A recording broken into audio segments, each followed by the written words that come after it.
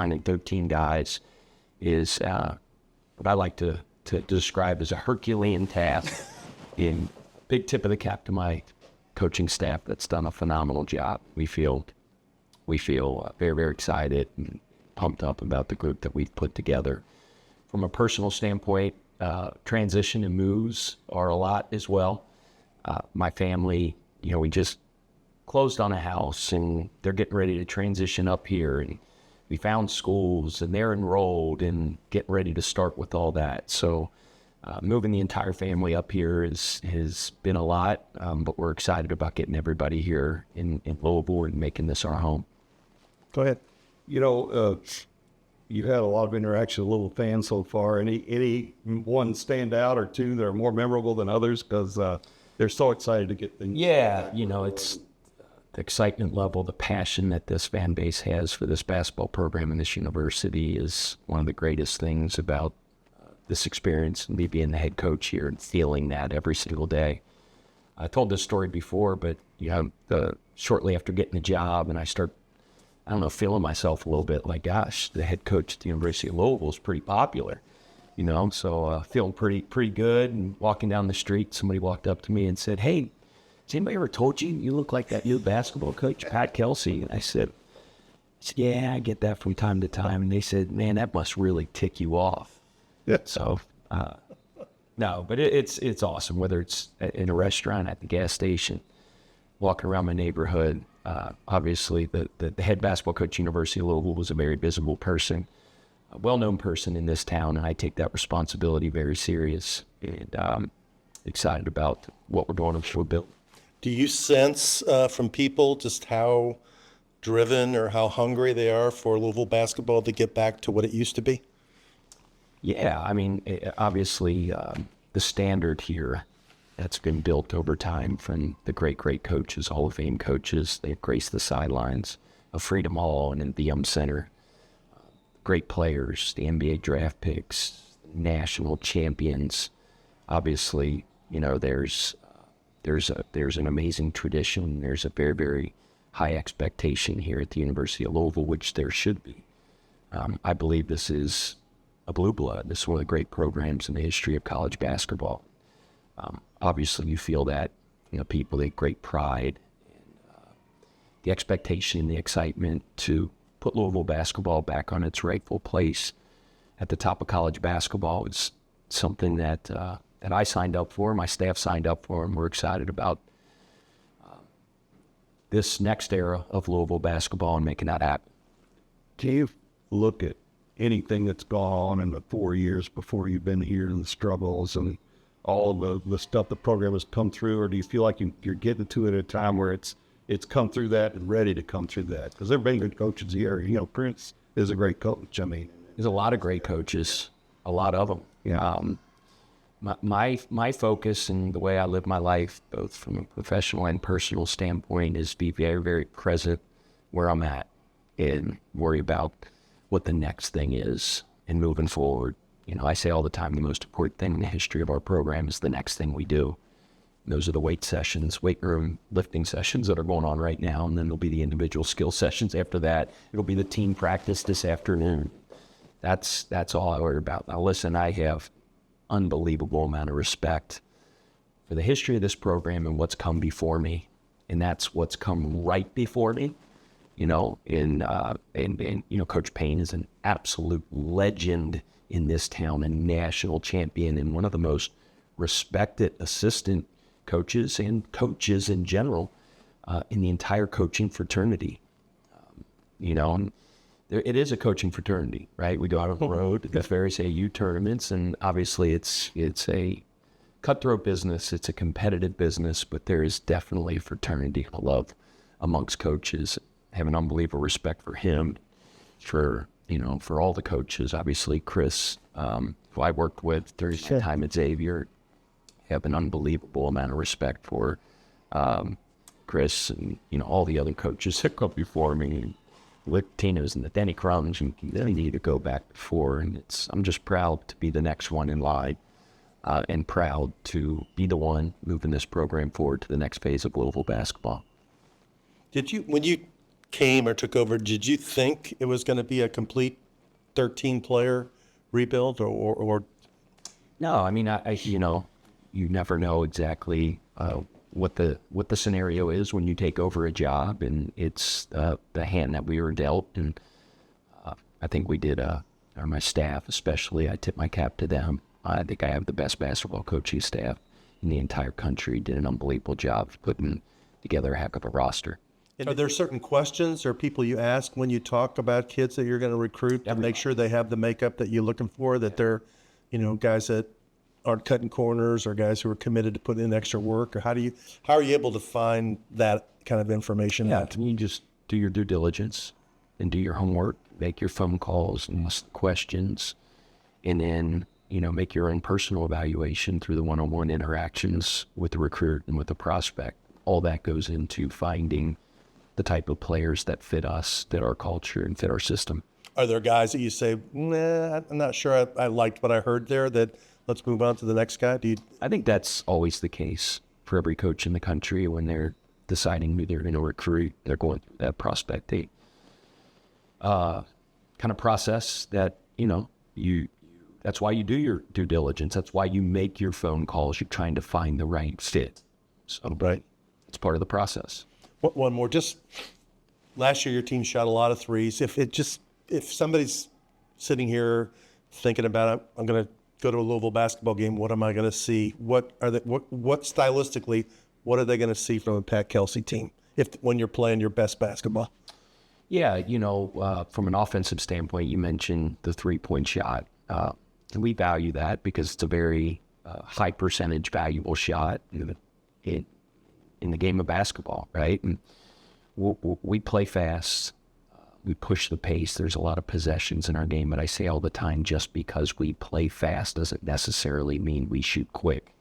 I say all the time that we are in the business of generating high percentage shots, right? The highest percentage shots in the game are obviously free throws, rim shots, and threes, and the added value of the extra point of the three-point shot makes that a very valuable shot. But we're not shooting them just to shoot. We want to shoot what we call big advantage shots, which are shots that are in range, in rhythm, and ones that we work on every single day. So our system is all predicated on, generating high percentage shots. It makes a lot of sense to me. You want the highest volume of your shots to be the highest percentage shots. Are there certain analytics that you look at or that are your go-to analytics? Well, there's a lot of things. Basketball's really moved in that direction, and some of the stuff that I just talked about, I talked about it in big, broad terms, but, at the end of the day, it's generating high percentage shots and a lot of them. And then, during the evaluation process, when we're looking at guys, there are certain metrics that we look at, especially like as you go into the portal, because, there's a lot of evidence, right? There's a lot of, I call it the back of the bubblegum card, right? We all collected bubblegum cards growing up. You flip to the back and you have a good idea of what future results are going to be based on their past. And there's certain things that we value and take into account when we consider who we're recruiting. Good. Sounds like you like your guys as much as you can like them in the middle of July or whatever. But from what you've seen and experienced of them, how do you feel about them as a group? How confident? Love it. Here we are in mid-July. Right. And every team in the country is at a point where they're building. Right. We signed 13 new players, 13 new personalities, 13 guys that have never been together, never played together, have never played in my system, never through the type of terminology we use, because every program has different type of philosophies and terminology and things like that. So, June is a little bit of a breaking down period. Where they get their butts kicked from a physical standpoint, weight room. I like to think that we have the best strength and conditioning coach in the country at Eli Foy. A lot of skill development, a lot of kind of implementation of how we do things and what we do. And then as we turn the corner here into July, especially as we're going on this foreign tour and we get additional practices and additional hours, you can start to see the pieces falling into place, guys comfortable playing together. Obviously, the chemistry off the floor is a very, very important component. I feel great about where things are moving in that direction. I love the makeup of our team. all right, from a personal standpoint, the character, the toughness, the competitiveness, the basketball IQ, those things that we value. And it's fun to see guys start to click and sort of get it. No team is complete in July. We sure as heck aren't either. This is a process and a trajectory. You want to continue to move in that direction. I love the direction that this team's going. I'm very, very excited about the possibilities of what we can accomplish this year. With 13, no returning starters because it's a whole new team. I mean, does that make it more competitive? Guys, everybody's trying to earn their piece of the action, trying to impress you, show that I should get major minutes. Well, you mentioned the word competitive. That's one of the core values of what we're about on the floor. We say relentless effort, competitive excellence, and the power of the unit are three big parts of our on-floor deal. We compete in June, we compete in July, we compete in December, we compete in February. When I say compete in those months, I'm talking about behind the scenes. Like even when we're not on the floor, the lights are on, we're at the Center. We compete every single day. And if you see our practices, it's not for the faint of heart. We go at it. We go at each other every single day. I know it's cliche, but I'm a big believer that iron sharpens iron. And guys have to earn it every day. We're an earn it program. You probably had to earn your way to get to where you're at, I would imagine, right? I mean, just it's a tough profession to get your way to this level. Yeah, who doesn't? I think in any walk of life, in any profession, in any industry, you know, you guys are sitting over there with the microphone with those letters on your chest, and you've had to work really, really hard to get to where you are. What was the first job you had to do, and what was the most outrageous thing some coach asked you to do? The first job in coaching? Yeah. I mean, gosh, my first job in coaching was the freshman basketball coach at famed Elder High School in Cincinnati, and the legendary Joe Schoenfeld, who's been the head coach at Elder for 35 stinking years. Were you a teacher too, or? I did, and I coached. I knew I wanted to get into college coaching, and that's obviously, it's hard. It's hard to get your foot in the door. And I was offered the opportunity for my high school coach to be the freshman coach, and you know, I treated it like that, like the most important job I ever had. And they were unbelievable 3 years. So you washing uniforms and doing all that stuff? Heck yeah, that's what you do. Freshman basketball coach is filling up Gatorade bottles. That's the bottom of the totem pole at the high school basketball program, and you know, you treat every job. Try to coach Prosser. You say all the time, you crush it where you're at. And I coached those kids with everything I got. Learned a lot for those 3 years. Sometimes I see some of those guys and they're like, Coach, like, gosh darn, you went at us hard every single day. But what's awesome about it is whether it's the relationships I have with guys that I coach that have gone on to play professionally in the NBA are very important to me. Guys that have gone on to play professionally in Europe, guys that never played professional, or those freshman basketball players at Cincinnati in the early 2000s that I coached. It's really cool to have relationships with those guys for the rest of your life. I spoke at the Elder High School Stag several months ago, and I had a big group of my freshman players show up at that.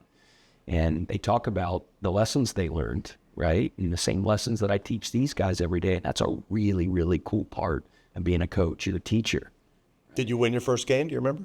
I think in the end of the first quarter, I think I might have coached them up to the worst start in the history of Elder basketball. I want to say it was like 11, it was like 9-0. We were down, and we took the ball out to start the second quarter, and the other team threw the ball in and started dribbling at the wrong basket.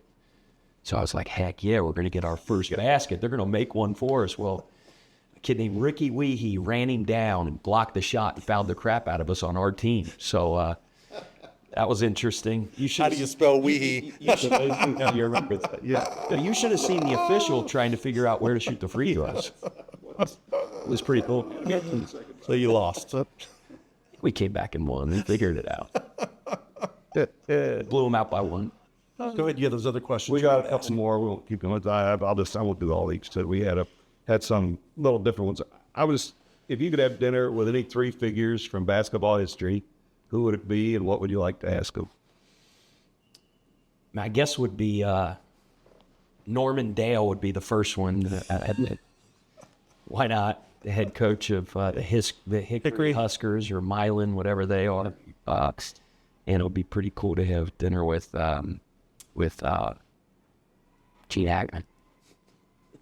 Yeah. My favorite movie. Yeah. I know I'm in Louisville, and I'm not supposed to give a shout out or to Indiana basketball, but Milan's not that far from Cincinnati, right? yes, not far at all. Who were the other two? I mean, it'd have to be James, a.k.a. Jimmy Naismith. Why not? The inventor of the game. That would be pretty cool. And no, probably the last one would be Skip Rosser, my mentor, beloved mentor. He's no longer with us. I'd love to sit down, have another conversation with him. Go ahead. You got some more? I got more. If we had a Pat Kelsey book club, would there be some top titles, or is there something that I know Players Day, you don't just give books to hardly anymore, but is there a book you keep coming back to or something influential like that? I mean, I like to read. We're all busy. And when you have some downtime, I love to sit there on a lounge chair, your feet in the sand, reading a book. Favorite business book is Good to Great for a lot of reasons. A lot of the principles of our programs based on that. Read an article. Steve Kerr loves a book called The Inner Game of Tennis. And he gave it to Steph Curry and all of his players with the Warriors. And I've used that, not with all of our players, but I've given it to some of them. It talks about the mental aspect of sports. And it's a tennis book, but it's really a philosophy book, which I think is really, really interesting. You could Google Steve Kerr Inner Game of Tennis. I can't remember the name of the author, but it's a pretty cool approach to sports, to basketball, to tennis, to life. If you weren't coaching basketball right now, what do you think you'd be doing? I mean, I was a business major. I like to think I have an entrepreneurial spirit. I like to inspire. I like to lead. I would think it would be something in the business world. Do you have a pregame ritual? I mean, my pregame ritual, I mean, we have our game day routine with our team, right? You have your shoot around, you have your walkthrough, you have your film. And then once that's all over, I basically go in a cave. I go in a cave, and then I'm At home or in the office? No, I don't go home because I don't think I'm much fun to be around on day of a game. So I like leave Lisa alone.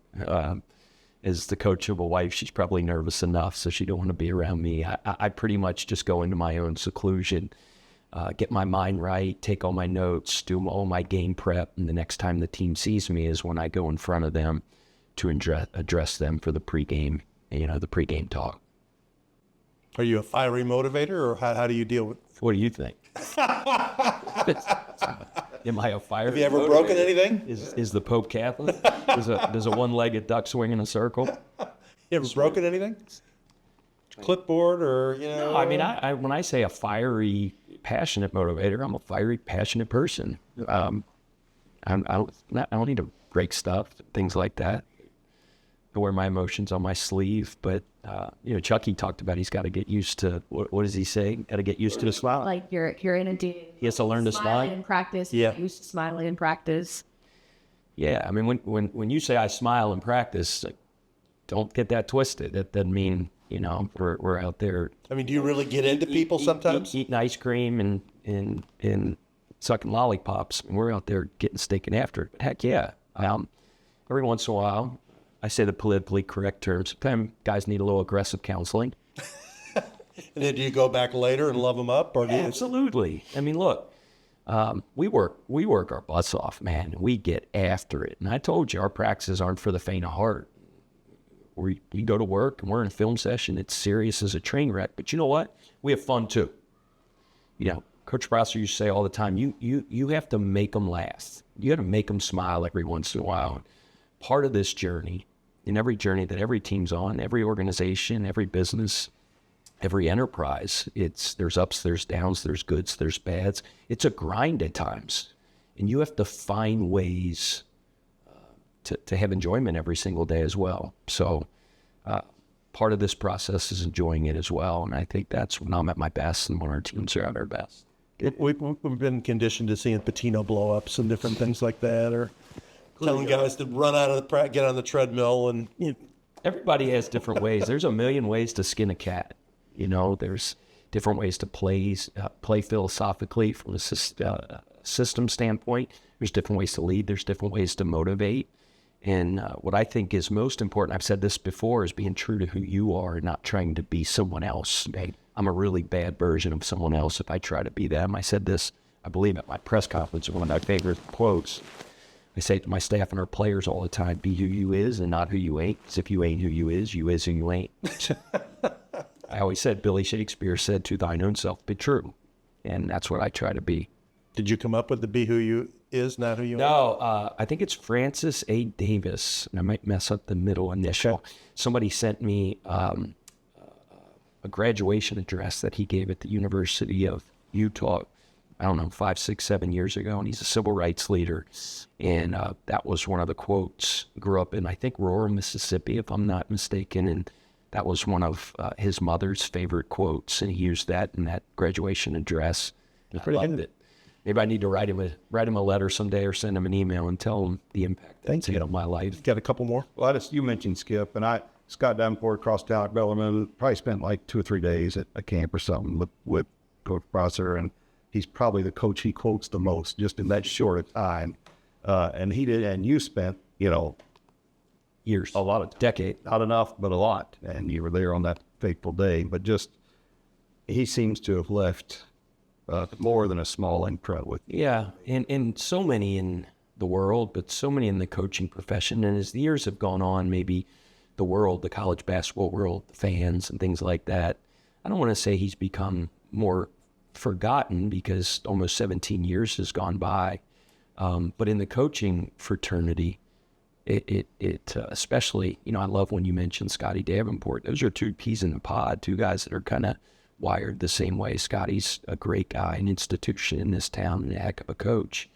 But all the people that worked with, interacted, knew Skip, knew what a special person he is. And I still love to this day when I'm out on the road and you talk to a coach, especially the older coaches, and they tell a Skip Prosser story that warms my heart. That makes me feel good. His legacy's passed on through all of the players and coaches that he touched, and the lessons that I teach my players every day are so many of the lessons that he teach me. And I always tip my cap to him and mention his name when I teach the players based on a quote that he gave. They might not know who he is, but they know he was very impactful to me. Well, in the event the other night, the one you guys sent out the clip on social media last night of you saying, we are going to win, we're going to win. Where does that conviction come from within you? I don't know. I mean, I just confidence in what we do and how we do it. That's what I believe. I forget that everything I say is always recorded and said. You just remind You just said it so naturally. It was like just life. it came across like That's life now. it's really percolating inside you of like, we're going to win. We'll figure it out. We'll figure it out. I love coaching these guys. I love their makeup. I love the ability. I love the talent. I love the process and the buy-in, right, that all these guys have to what we're doing and how we're building it. It is going to be a process. We're not there yet. It's only mid-July. And over the next several months, we'll come closer together. Guys will become more familiar and comfortable with what we do and with each other. And I love where we're at. Got something? Very good. All right. We kept it logged up. Yep. Thank you, Coach. We'll see you at right, guys. See you Monday at TBT. Yes, sir. It's a fun event. Thanks. Yeah, I'm looking forward to it. I'll be back Here. this weekend. It was scrutiny. Right. Thank you. Thank you. Thanks, guys. Thank you, Daniel.